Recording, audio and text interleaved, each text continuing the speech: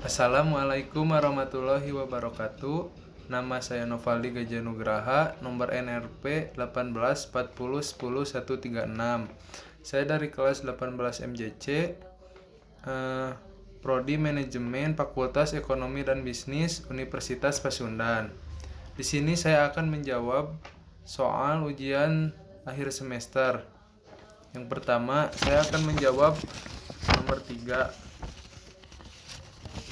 Mengapa evaluasi atau pengukuran kinerja SDM sangat penting dalam mengelola manajemen sumber daya dalam perusahaan? Evaluasi kinerja sangatlah penting karena sebuah program kerja bisa dilihat atau dicek keefektifannya dari produktivitasnya. Evaluasi kinerja juga dapat membantu pengambilan keputusan yang bersangkutan dengan karyawan, seperti penilai kerja akan menghasilkan data yang dapat dipakai sebagai dasar pengambilan keputusan yang bersangkutan dengan karyawan yang dinilai kinerjanya.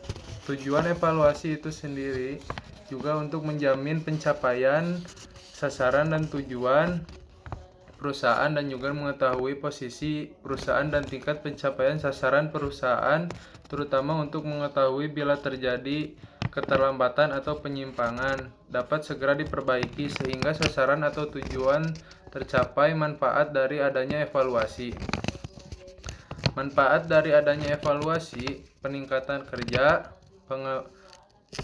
pengembangan sumber daya manusia, pemberian kompensasi, program peningkatan produktivitas.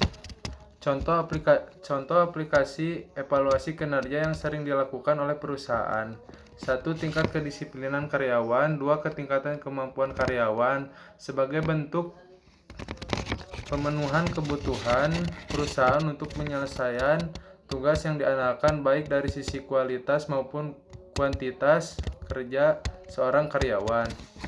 Yang ketiga, ada perilaku inovatif dan konstruktif. Agar karyawan meningkatkan efektivitas perusahaan yang dijabarkan dalam bentuk tindakan produktif, kreatif, dan dapat menguntungkan bagi perusahaan. Di sini juga saya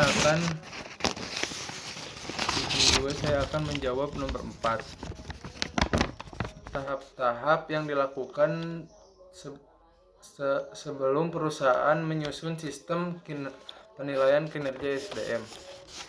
Yang pertama ada rekrutmen pekerja.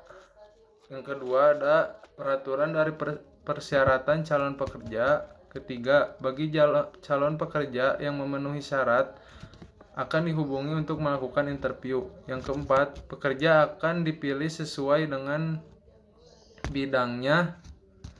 Yang kelima, pekerja yang diterima akan melakukan training selama 1-3 bulan bekerja. Yang keenam, 3 bulan terakhir penilaian dan evaluasi kinerja selama training oleh manajer SDM. 7. Pekerja akan mentandatangani kontrak kerja sesuai waktu yang ditentukan oleh perusahaan.